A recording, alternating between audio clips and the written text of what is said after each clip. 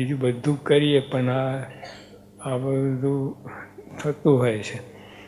બીજાને ઉતારી પાડીએ, બીજાને હલકા ગણીએ, આ બધું હોય મહારાજને એ ગમતું નથી. આપણે અહીંયા આ લોકમાં છે ઊંચ નીચ, અક્ષરધામમાં ક્યાં છે કંઈ? બધા સરખા છે. તો એવો ભાવ રાખવો નહીં.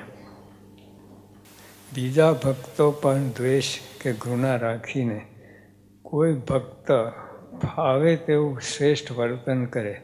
શ્રેષ્ઠ વર્તન એટલે ટોપમાં ટોપ એવું વર્તન કરે તો પણ શ્રીહરિ રીઝે નહીં. ખાસ આપણે ધ્યાન રાખવાનું.